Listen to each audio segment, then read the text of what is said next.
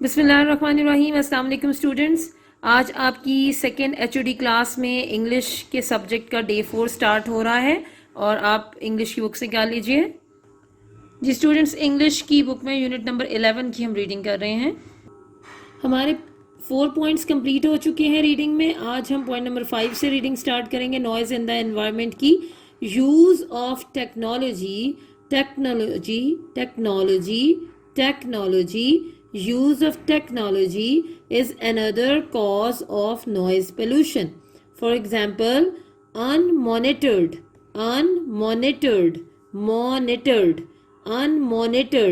use of mobile phones, electricity generators, music. अच्छा, इसको क्या पढ़ना है? इलेक्ट्रिसिटी। मैंने किसी और क्लास में भी शायद ये बात बताई है कि इसको बाज बच्चे इलेक्ट्रिक सिटी बोलते हैं, जो कि बहुत बड़ी गलती है। इसको क्या पढ़ते हैं? इलेक्ट्रिसिटी। देखिए आखिर में ये सिटी बन जाता है, इलेक्ट और ये ट्री और सिटी, इलेक्ट्रिसिटी। इलेक्ट्रिसिटी क्या है ये word? Electricity. Electricity generators, music systems and TV all become irritants from time to time. People usually do not switch off their mobiles or put them on silent modes when they enter offices, hospitals, schools and colleges. They also use electricity generators excessively in residential areas and put other residents ill at ease. Moreover, listening to loud music or TV on a loud volume is another source of noise pollution. For this, people need to develop some civic responsibility so that others may not be in trouble because of their careless actions. अब हम इसकी translation करते हैं। Use of technology is another cause of noise pollution. Technology का इस्तेमाल शोर की आलूदगी की एक और बड़ी वजह है या जरिया है।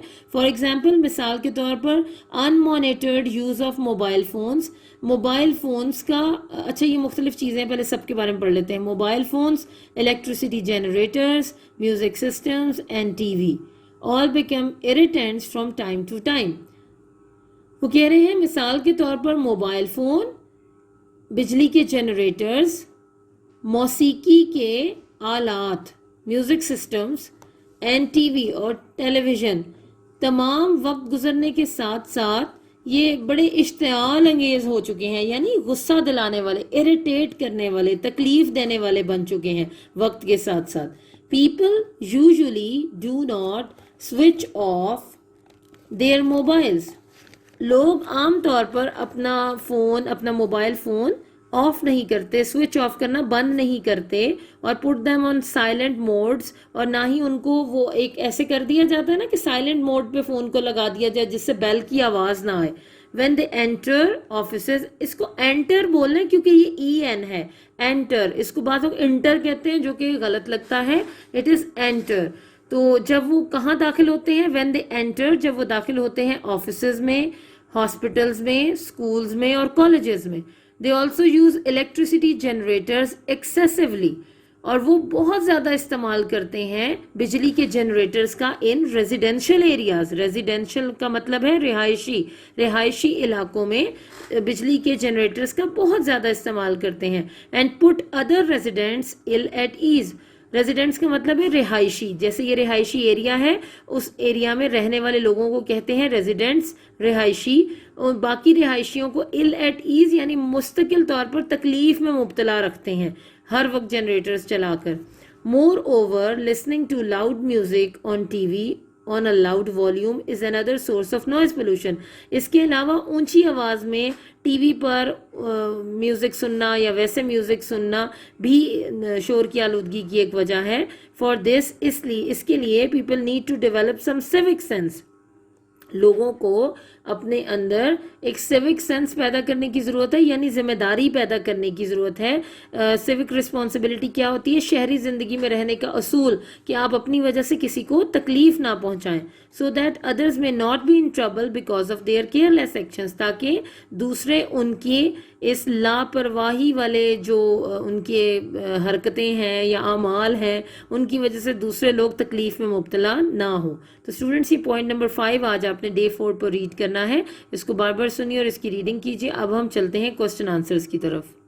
जी स्टूडेंट्स अपने स्टैंडर्ड नोट्स पर नॉइज इन द एनवायरनमेंट के क्वेश्चन आंसर्स निकाल लीजिए. जी अब आप देखिए डे 4 पर आप अपना नेक्स्ट क्वेश्चन करेंगे तैयार. How is use of technology causing pollution, और इसका आंसर है use of technology such as mobile phones, electric generators, music systems etcetera etcetera. इसको क्या पढ़ना है? ये होता है दरअसल ETCETRA.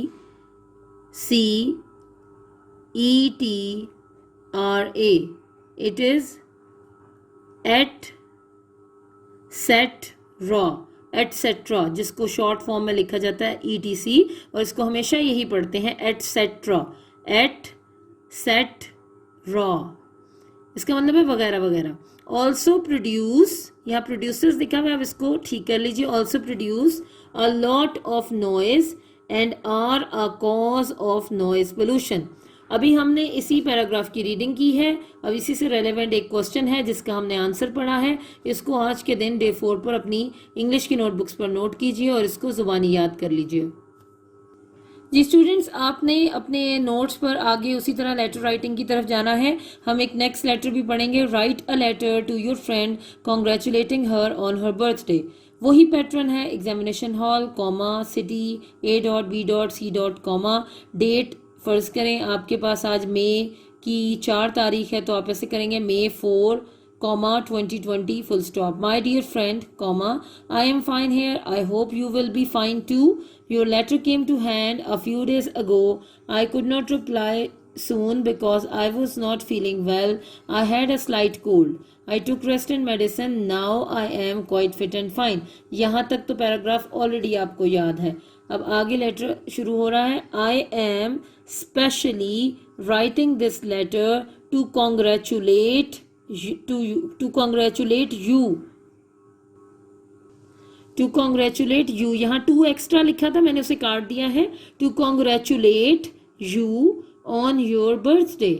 I owe you a gift and you will get when you come to Lahore. Salam to all at home. Your friend, X.Y.Z.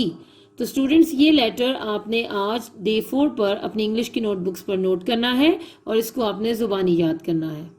Ji students English grammar and composition.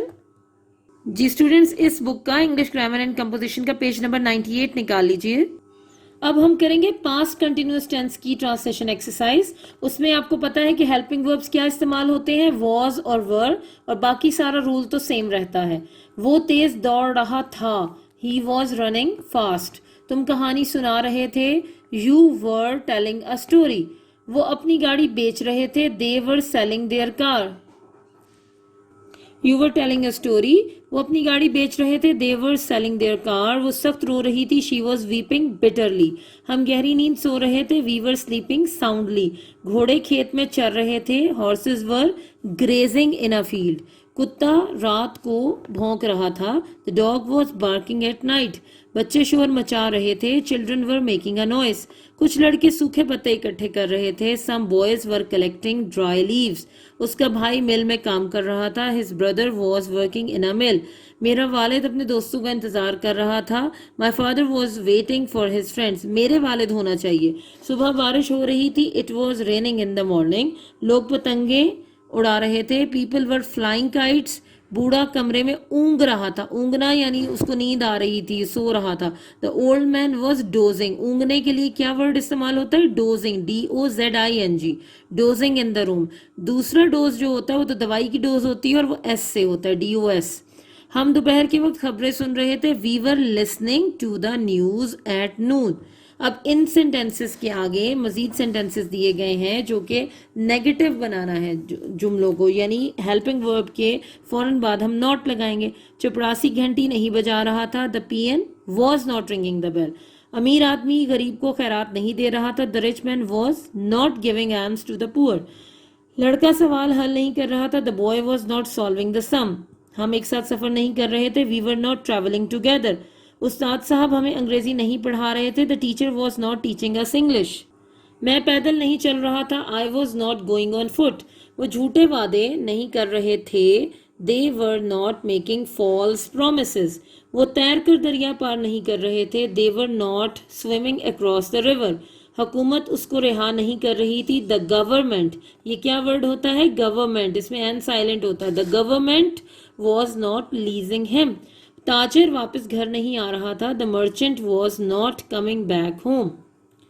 अब इसके बाद आप देखिए नीचे उन्होंने दिए हुए हैं इंटररोगेटिव सेंटेंसेस। क्या है ये वर्ड? इंटररोगेटिव, इंटररोगेटिव सेंटेंसेस, सवालिया जुमले। क्या वो खेलों में हिस्सा ले रहा था? इसका रूल क्या होता है? हेल्पिंग वर्ब जुमले के शुरू में आ जाता है। Was he taking part in the games? क्या आप सर्दी से कांप रहे थे? Were you shivering with cold? क्या गरीब बच्ची चीख रही थी? Was the poor girl shouting? क्या मुसाफिर घोड़ों पर सवारी कर रहे थे? Were the travellers riding the horses? क्या वो शहर को खूबसूरत बना रहे थे? Were they making the city beautiful? वो क्यों पैदल चल रहे थे? Why were they walking on foot? तुम इधर उधर कहाँ फिर रहे थे? Where were you roaming about? मैं आसमान की तरफ कब देख रहा था? When was I looking at the sky?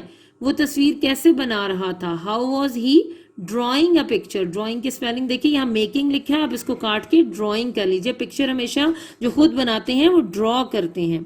क्या दोनों खिलाड़ी गेंद के पीछे भाग रहे थे?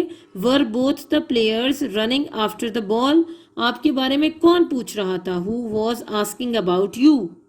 वो जंगल से कब गुजर रहे थे? When were they passing through the forest? शेर कहाँ पानी पी रहा था? Where was the lion drinking water? तुम्हारा भाई किसको खत लिख रहा था? Whom was your brother writing the letter to? Moses मेहमानों को हार कौन पहना रहा था? Who was garlanding the honorable guests? तो ये तीनों एक्सरसाइजेस स्टूडेंट्स आपने आज के दिन में डे 4 में अपनी नोटबुक्स पर तो नहीं आप नोट करेंगे, लेकिन आप इसी बुक से ये पास्ट कंटिन्यूअस टेंस की जो एक्सरसाइज है, सॉल्व्ड एक्सरसाइज, इसको रिवाइज करेंगे यहाँ से सुन के और बहुत अच्छी तरह से याद कर लेंगे।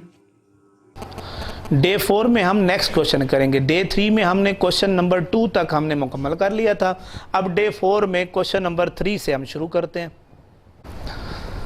Question number 3, in a city 126 medical students travelled by rickshaw, taxi, बस एंड कार।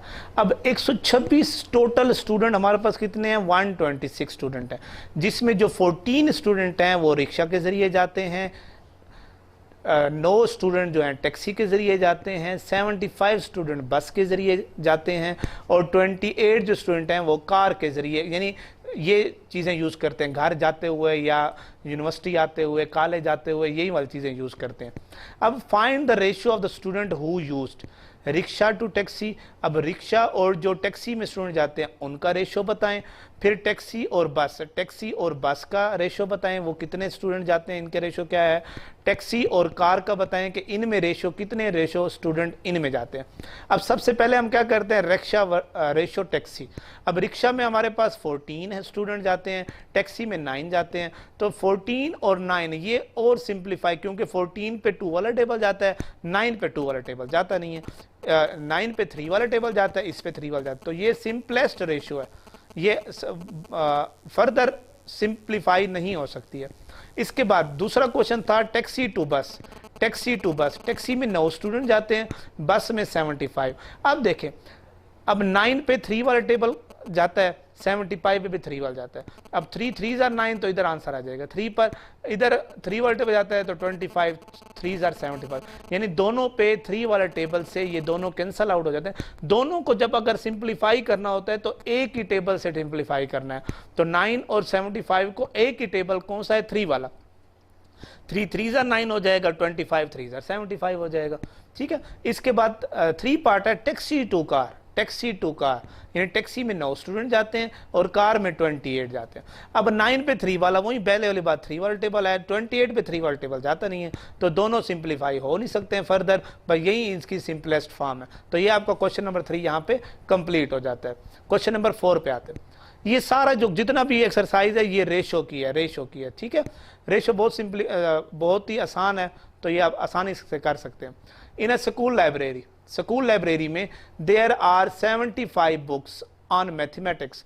अब एक स्कूल की लाइब्रेरी है, उसमें 75 जो है मैथमेटिक्स की बुक्स पड़ी हुई हैं, 115 इंग्लिश की बुक्स हैं, 85 केमिस्ट्री की हैं एंड 60 फिजिक्स की बुक है। Find the ratio. अब इनमें रेशो बतानी है। ठीक है, mathematics books to English, mathematics और इंग्लिश की बुक की रेशो बतानी है, इंग्लिश और केमिस्ट्री की बुक की रेशो बतानी है, इंग्लिश और फिजिक्स की बुक की रेशो बतानी है, फिजिक्स और केमिस्ट्री की बुक की रेशो बतानी है, फिजिक्स और मैथ की बतानी है, और मैथ और केमिस्ट्री और मैथमेटिक्स की बतानी है। ये 6 क्वेश्चन उसने बताए। अब 6 क्वेश्चन में सबसे पहले है मैथ और English. Math book ratio English book. अब मैथ की बुक हमारे पास 75 हैं, इंग्लिश की बुक 115 है। इसका सिंपल फॉर्म करने के क्या होता है हमारे पास, जिसकी एंड वैल्यू देखें, आखिरी वैल्यू क्या है, इसकी 5 है, इसकी आखिरी वैल्यू 5 है, जिसके आखिर में 0 या 5 आ जाए तो वो 5 से कैंसल आउट हो सकती है वैल्यू, इसलिए मैंने लिख दिया इधर डिवाइड बाय 5। तो दोनों 5 से डिवाइड हो सकती हैं। अगर हम इसको 5 से डिवाइड करें तो ये 15 आता है, अगर इसको 5 से डिवाइड करें तो ये 23 आता है। इसके बाद ये फर्दर सिंप्लीफाई नहीं हो सकती, क्योंकि 23 पे कोई टेबल भी डिवाइड नहीं होता है। इसके बाद क्वेश्चन नंबर 2 पे आते हैं, इंग्लिश बुक्स केमिस्ट्री बुक्स। अब इंग्लिश बुक्स 115 है, केमिस्ट्री 85। देखें फिर लास्ट वाली वैल्यू 5 आ गई। जब लास्ट वाली वैल्यू 5 आ जाए तो हम 5 पे डिवाइड करते हैं, दोनों को 5 पे डिवाइड करें। जब इसको 5 पे डिवाइड करें 23 आ जाएगा, इसको 5 पे डिवाइड करें 17। तो ये हमारी सिंपलेस्ट फॉर्म हो गई इसकी। अब English books ratio physics book. अब इंग्लिश की 115 है, फिजिक्स 60 है। अब देखें इधर 5 है, इधर 0 है। मैंने कहा 0 और 5 आ जाए तो वो दोनों 5 से कैंसल आउट हो सकते हैं, तो इधर फिर भी मैंने डिवाइड बाय 5 लिख दिया। इसको भी 5 से डिवाइड करें 23, इसको 5 पे डिवाइड करें तो यह क्या आ जाएगा, 12 आ जाएगा। इस तरह क्वेश्चन नंबर 4 है, physics books ratio chemistry books. अब फिजिक्स की बुक 60 है, केमिस्ट्री की बुक 85 है। फिर देखें इधर 0 है, इधर 5 है, फिर 5 पे डिवाइड होते हैं, तो दोनों को 5 पे डिवाइड करें तो हमारे पास इधर रेशियो 12 बनती है, इधर 17, तो 12 रेशियो 17 हो जाती है। 5 क्वेश्चन है फिजिक्स बुक्स मैथ बुक्स। अब 5 फिजिक्स बुक 60 है, मैथ की 75। फिर वही चीज़ है, देखें 5 और 0, तो दोनों पे 5 वाले टेबल से कैंसिल आउट करें तो ये हमारे पास क्या आएगा, 4 आ जाएगा। इसको 5 से करें तो ये 5 आ जाएगा, 2 दफ़ा 5 से डिवाइड होगा। देखें फिर बता देता हूं इसको, एक 60 है, एक 75 है, तो 60 रेशो 75। तो अगर हम इसको डिवाइड करें तो 60 को 5 पे डिवाइड करें तो हमारे पास क्या हो जाता है,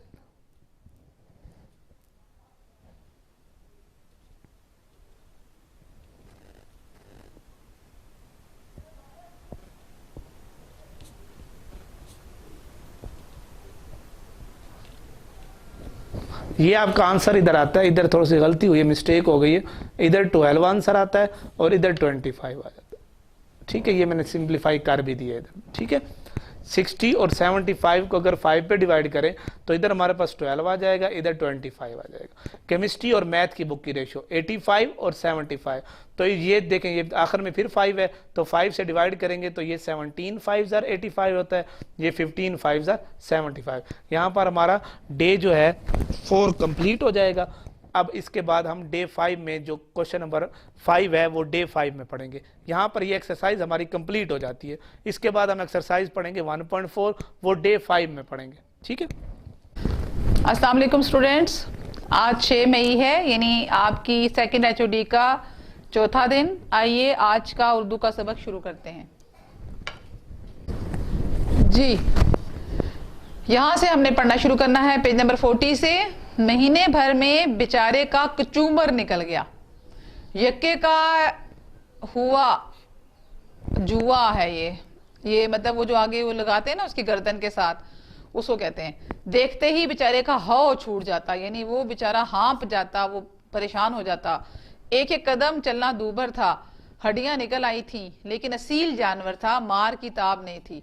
असील मतलब असली जानवर था, जो उसको नस्ली जिसको कहते हैं, नस्ली जो जानवर होते हैं। एक दिन चौथे खेवे में सेठ जी ने दूना बोझ लादा, यानी जितना डाल रखते थे उससे 2 गुना ज्यादा। दिन भर का थका जानवर पैर मुश्किल से उठते थे।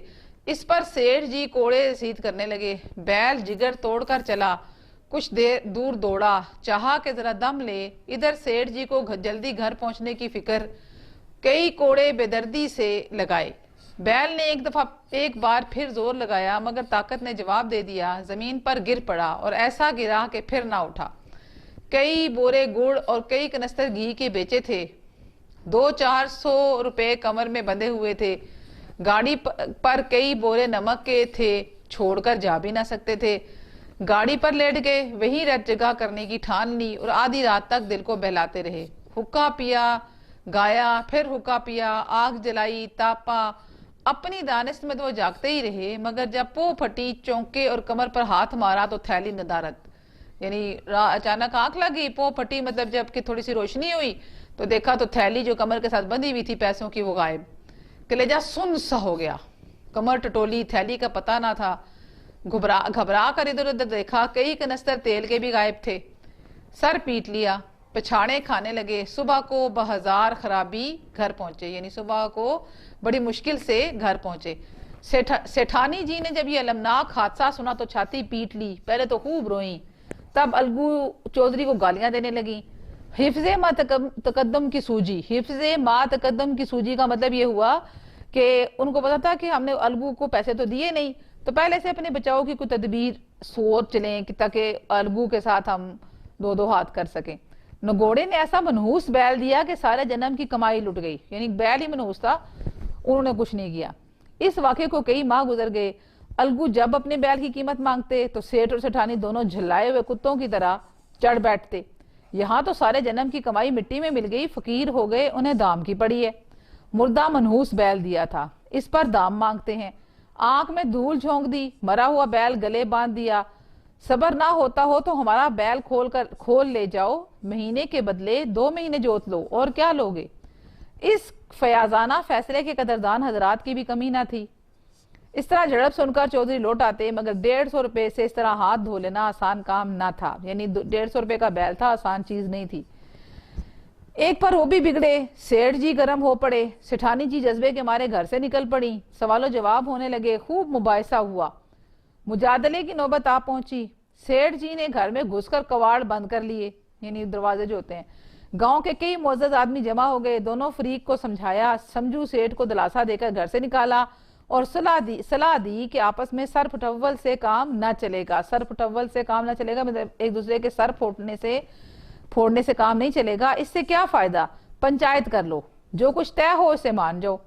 सेठ जी राजी हो गए, अलगू ने भी हामी भर ली, फैसला हो गया। पंचायत की तैयारियां होने लगी। दोनों फरीकों ने गोल बंदियां शुरू कर दी। गोल बंदियां मतलब ग्रुप बंदियां शुरू कर दी, लोगों को अपने साथ मिलाना शुरू कर दिया। तीसरे दिन इसी सायादार दरख्त के नीचे फिर पंचायत बैठी। रामधन मिस्र बोले, अब क्यों देर की जाए, बोलो चौधरी, किन किन आदमियों को पंच बिदते हो। मैंने अभी आपको बताया था पहले कि पंच बिदना किसे कहते हैं, यानी कोई आदमी मुकर्रर कर लेना अपनी तरफ से फैसले के लिए। अलगू ने मुनकसराना अंदाज में जवाब दिया, समझू सेठ ही चुन लें। समझू सेठ खड़े हो गए और कड़क कर बोले, मेरी तरफ से शेख जुम्मन का नाम रख लो। बस यहाँ तक हम आज के दिन की रीडिंग करेंगे और अब हम बाकी काम करते हैं। जी स्टूडेंट्स, हमने कल तक जो है वो 9 सवालात थे, उसके जवाबात याद किए। आज मैंने आपसे कहा था कि मैं एक थोड़ी सी इबारत जो है वो उसको देखूंगी, उसके इक्तबास लूंगी, उससे आपको सिखाऊंगी कि कैसे हम उसकी तशरीह कर सकते हैं। तो ये इक्तबास है जो कि हमारा बिल्कुल आखिर से लिया गया है, अभी हम इसे पढ़ेंगे, लेकिन मैंने आपको चूंकि तशरीह करवानी है तो मैं आपको सिखाना है कि तशरीह करते कैसे हैं। सबसे पहले तो इक्तबास लिखा हुआ है कि भैया जब से तुमने मेरी पंचायत की है मैं दिल से तुम्हारा दुश्मन था, मगर आज मुझे मालूम हुआ कि पंचायत की मसनद पर बैठकर ना कोई किसी का दोस्त होता है और ना दुश्मन। इंसाफ के सिवा इसे और कुछ नहीं सूझता। अलगू रोने लगे, दिल साफ हो गए। दोस्ती का मुरझाया हुआ दरख्त फिर से हरा भरा हो गया। अब वो चालों की जमीन पर नहीं, हक और इंसाफ की जमीन पर खड़ा था। तो ये तो है वो इबारत जिसकी हमने तशरीह करनी है। तशरीह करने के लिए हम किन किन चीजों को मद्देनजर रखते हैं? सबसे पहले तो एक चीज नोट कीजिए कि हमने 5 जो है वो हमने हाइडिंग के साथ काम करना है। नंबर 1 हवाला लिखना है सबसे पहले हमने, इसके बाद हम हले लुगत लिखेंगे, यानी इसी उन्वान में इक्तबास में मौजूद जो मुश्किल अल्फाज हैं उसके माना लिखने होंगे। इसके बाद सियाको सबाक होता है। सियाको सबाक, सियाक का मतलब होता है आगे और सबाक पिछला, अगला पिछला। सियाको सबाक मतलब अगला पिछला। इसका मतलब ये है कि जो इसकी जो पैराग्राफ है इससे पहले क्या वाकयात रूनुमा हुए उन वाकयात को इंतहाई इख्तिसार के साथ बहुत ही मुख्तसर अंदाज में हमने लिखना होता है। और इसकी बहुत ज्यादा लंबा इसको नहीं लिखना होता, 3 से 4 लाइनें जो है वो काफी होती हैं। इसके बाद हमने तशरीह करनी होती है। मैं आपको सिखाऊंगी कि तशरीह आप कैसे करेंगे। सबसे पहले देखिए हवाला कैसे लिखते हैं। ये पैराग्राफ मुंशी प्रेमचंद के अफसाने पंचायत से लिया गया है, यानी ये इसका हवाला है। हले लुगत क्या है? पंचायत, यानी पंचायत का मतलब लिखिए वो बैठक जहां लोग किसी मसले का हल पेश करने के लिए बैठते हैं। मसनद कहते हैं कुर्सी को। सूजना मतलब ख्याल में आना। हक सच, मुरझाया हुआ, कुमलाया हुआ, हरा, शादाब और ताज़ा। ये चंद अल्फाज थे जिनके मीनिंग्स हमने लिख दिए। सियाको सबाक ये है कि इससे पहले क्या हुआ था, इस अफसाने में क्या बताया गया है। जाहिर है ये आखिर से है तो अफसाने में इससे पहले मौजूद बहुत ही अहम जो चीजें हैं वो हम लिख देंगे, बहुत लंबा नहीं लिखना। इस अफसाने में बताया गया है कि अलगू चौधरी और जुम्मन शेख गहरे दोस्त थे। दोनों की दोस्ती का आगाज बचपन से हुआ था। एक पंचायत के सिलसिले में जुम्मन शेख मुद्दई थे और अलगू चौधरी मुनसिफ था। अलगू चौधरी ने शेख जुम्मन की ख्वाहिश के बरक्स इसके खिलाफ फैसला दे दिया था, जिससे शेख जुम्मन और इनकी दोस्ती में दरार पड़ गई थी। चंद माह बाद दोबारा पंचायत हुई। इस बार अलगू चौधरी मुद्दई थे और शेख जुम्मन मुनसिफ की कुर्सी पर बैठा था। अलगू चौधरी ने सोचा हो सकता है अब जुम्मन शेख मुझसे बदला ले और फैसला मेरे खिलाफ करे, लेकिन इसके अंदेशों के बरक्स जुम्मन शेख ने इंसाफ के दामन को ना छोड़ा और मुकदमे का फैसला हक और इंसाफ की बुनियाद पर अलगू चौधरी के हक में हुआ। बस ये इतना सही है। ये क्योंकि आखिर से है तो ये पूरी की पूरी अफसाने को चंद लाइनों में, जिसको हम कहते हैं ना दरिया को कूजे में बंद कर दिया गया है। अब है तशरीह। तशरीह जो है वो हमेशा याद रखा करें, आप लोगों ने तशरीह करनी है। अब तो जब भी आप किसी एक इसका मेन पॉइंट ये है कि जब भी आप किसी इक्तबास की तशरीह करते हैं तो जहां जो अल्फाज इसमें लिखे होते हैं आपने उन अल्फाज से शुरू नहीं करना होता। ये सबसे मेन पॉइंट होता है। बाज़ बच्चे क्या करते हैं, तशरीह करते हुए इसकी स्लीज कर देते हैं, मतलब यही लिखना शुरू कर देते हैं और बिल्कुल आसान अल्फाज। ऐसा नहीं होना चाहिए, बल्कि कुछ ऐसे जो अल्फाज होने चाहिए जो इससे डिफरेंट हो। यहाँ पे देखिए क्या लिखा हुआ है, भैया जब से तुमने मेरी पंचायत की है। अब इसमें तशरीह कहाँ से शुरू हुई? पंचायत से फारिग होकर जुम्मन शेख अलगू के चौधरी के पास आए और कहने लगे। अब देखिए ये जुमला कुछ और है, यहाँ कुछ और। अब क्या कहा वो ये है कि भैया कुछ अरसे पहले मेरी पंचायत इकट्ठी हुई थी और आपने मेरे खिलाफ फैसला दिया था, और तो आपकी इस बात से मुझे बहुत रंज हुआ था और मैं आपके इस फेल से दिली दिल में आपका दुश्मन हो गया था। ठीक है, तो ये सारे के सारे अब आपने इस चीज को खोल के बयान करना है, यानी इस 2 लाइनों से आपने कम से कम 4, 5, 6 लाइनें बना देनी है। देखिए यहाँ तो हो गया, और मौके की ताक में था कि मुझे जहां मौका मिले मैं तुम्हें नुकसान पहुंचाऊं, मगर आज जब खुद इंसाफ की कुर्सी पर बैठा तो मुझे एहसास हुआ कि इंसाफ की कुर्सी क्या चीज होती है। जब किसी को मुनसिफ मुकर्रर किया जाता है तो वो हर रिश्ते को बलाए ताक रख लेता है। इंसाफ की कुर्सी का तकाजा ये है कि सिर्फ हक और इंसाफ की बात की जाए, किसी दोस्ती या दुश्मनी को खातर में ना लाया जाए, क्योंकि मुनसिफ किसी का दोस्त होता है और ना ही दुश्मन होता है। यहाँ तक है। अब इसके बाद देखें, अब ये आखिर में है कि जो ज्यादा इंपॉर्टेंट चीज है हमने उसकी करनी है, उसको हमने खोल के बयान करना है, और जो कम इंपॉर्टेंट है उसको कम बयान कर देना। अलगू चौधरी ने दिल से जुम्मन शेख के फैसले की तायद की। दोनों की आंखों में आंसू आ गए, इनके दिलों का मैल धुल चुका था और इनकी दोस्ती का जो फूल खजार सीधा हो चुका था वो फिर से खिल उठा। अब वो दोनों एक दूसरे के खिलाफ नहीं थे। यानी ये जो आखिरी 2-3 लाइनें हैं, इसको इतना खोल के बयान करने की जरूरत नहीं थी। जब जिस चीज को ज्यादा जरूरत थी उसको हमने बयान कर दिया, और इस तरह आप ये आपका तशरीह जो है वो मुकम्मल हो गई। स्टूडेंट्स, आज डे 4 है और हमने डे 4 में सवाल नंबर 4 इस चैप्टर का स्टार्ट करना है, जिसको हमने पढ़ना भी है और आपने याद भी करना है और लिखना भी है। स्टूडेंट्स, डे 4 में हमारे पास सवाल नंबर 4 है और वो है तवानाई की पैमाइश की इकाइयाँ बयान करें। यानी कि जो एनर्जी है उसको मेजर करने की कौन कौन सी इकाइयाँ हैं या यूनिट्स हैं, उनको हमने पढ़ना है। और वो आपको बता रहा है, उसमें पहला है कैलोरी है, दूसरा जूल है, तीसरा किलोवाट है। तो ये 3 आपको बता रहा है कि यूनिट्स हैं या 3 किस्म के हमारे पास इकाइयाँ हैं जिनकी मदद से हम एनर्जी या तवानाई को मेजर करते हैं। अब इनके अंदर एक एक लाइन है जो वो इन यूनिट्स को डिफ़ाइन कर रहा है। उसमें पहला है कैलोरी। तो इसमें आपको बता रहा है कि ये हरारत की वो मकदार है जो एक गर्म पानी के दर्जा हरारत में 1 दर्जा सेंटीग्रेड इजाफ़ा करने के लिए दरकार होती है। तो आपको बता रहा है कि जो हमारे पास हरारत होती है गर्म पानी की, इसको मेजर करना आपको बता रहा है कि ये कैलोरी कहलाता है। दूसरा है जोल। जोल तवानाई की वो मकदार है जो 1 न्यूटन की कुव्वत से किसी जिस्म को 1 मीटर हरकत देने के लिए दरकार होती है।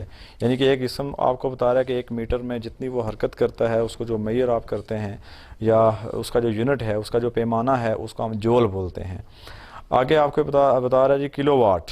तो किलोवाट आपको बता रहा है कि एक और इकाई जिसमें बरकी तवानाई की पैमाइश की जाती है वो किलोवाट कहलाती है। यानी आपकी जो इलेक्ट्रिसिटी या बिजली है, इसको मेजर करने का जो हमारे पास यूनिट है, पैमाना है, इसको हम किलोवाट बोलते हैं।